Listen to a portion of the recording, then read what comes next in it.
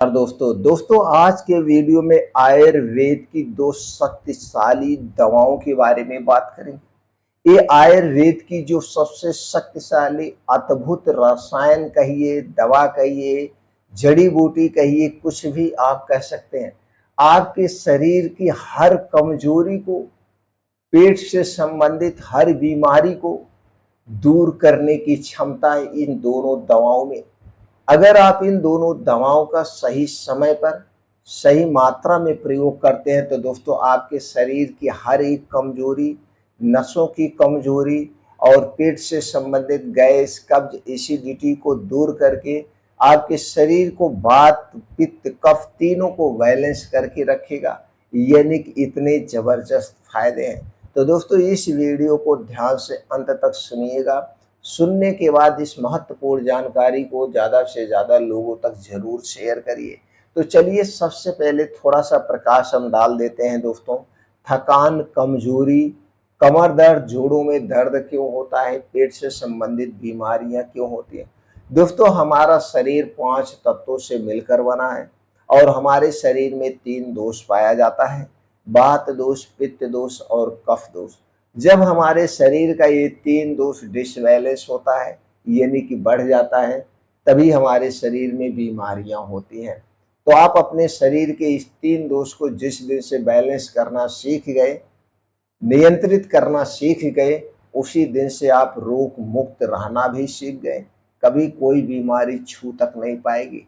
दूसरी तरफ दोस्तों हमारा शरीर जो 5 तत्वों से मिलकर बना है, जब हमारे शरीर में किसी भी पोषक तत्व की कमी होगी, किसी भी पोषक तत्व की कमी होगी, उस कमी के कारण उससे संबंधित बीमारियां होती हैं। उदाहरण के लिए जैसे मान लीजिए आपके शरीर में कैल्शियम और विटामिन डी की कमी हो गई, तो कैल्शियम और विटामिन डी की कमी के कारण हमारे शरीर का विकास रुक जाएगा, हड्डियां कमजोर होने लगेंगी, इम्यूनिटी वीक हो जाएगी, चलने फिरने में, उठने बैठने में दर्द होगा, मामूली से गिरने के बाद भी हमारी हड्डियां टूट जाती हैं।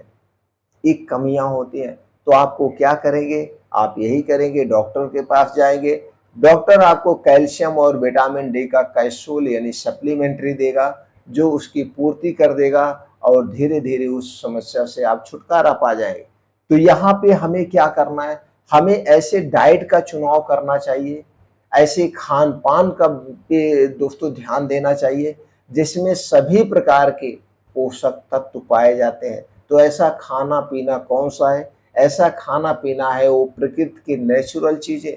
अगर हम नेचुरल चीजों की बात करें तो हरी साग सब्जियां, ताजे मौसमी फल, बीन्स को रात में भिगो के लीजिए, ड्राई फ्रूट रात में भिगो के लीजिए, मोटे अनाज का सेवन करिए। मोटे अनाज में बहुत भरपूर मात्रा में फाइबर होता है, प्रोटीन्स होता है जो हमारे शरीर को निरोगी रखता है।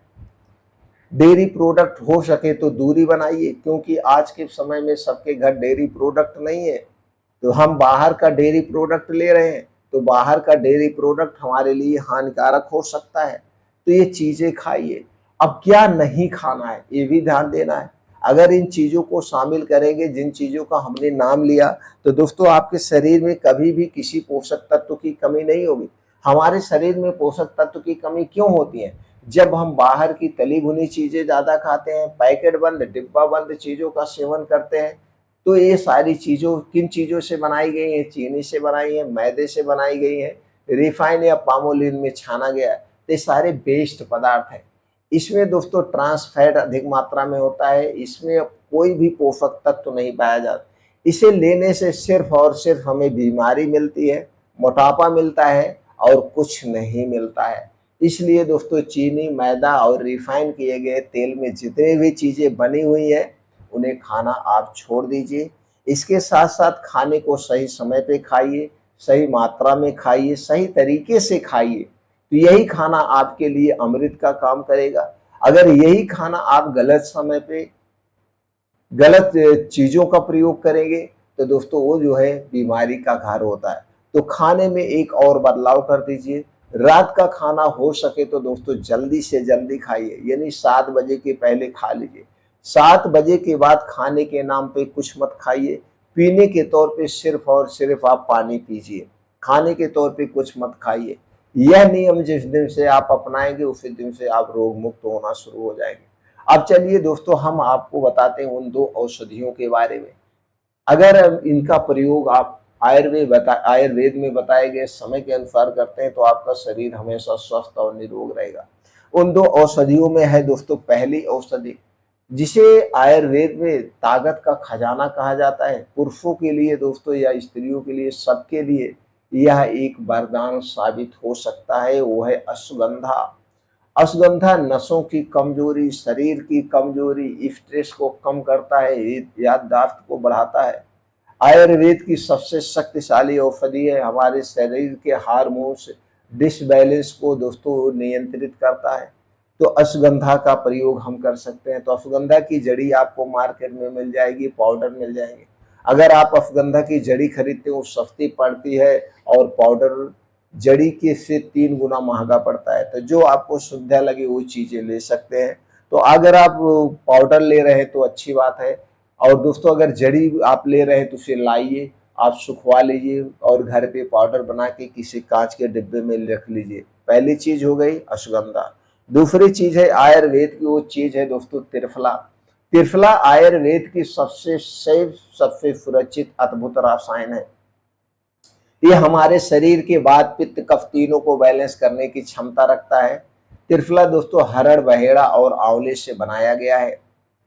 तो आपको लेना है त्रिफला का पाउडर। तो अश्वगंधा पाउडर हो गया, त्रिफला पाउडर हो गया, इन्हीं 2 चीजों का प्रयोग करना है। कैसे करना है चलिए अब उसके बारे में जान लेते हैं। तो दोस्तों, आपको चाहिए अश्वगंधा का पाउडर आधा चम्मच और त्रिफला का पाउडर 1 चम्मच। आधा चम्मच और 1 चम्मच मिला के 1.5 चम्मच हो गया। अब इसी को आपको लेना है गुनगुने पानी के साथ। रात में खाना खाने के रात में खाना खाने के 1.5 से 2 घंटे के बाद गुनगुने पानी के साथ आप रोज लीजिए। कितने दिन तक लेना है दोस्तों? इसे लेना है लगातार 21 दिन तक। और अगर ज़्यादा से ज़्यादा लेना है, आपके शरीर में ज़्यादा कमजोरी है, बहुत ज़्यादा गैस एसिडिटी बनती है, पेट नहीं साफ हो रहा है, तो आप लगातार 3 महीने ले सकते हैं।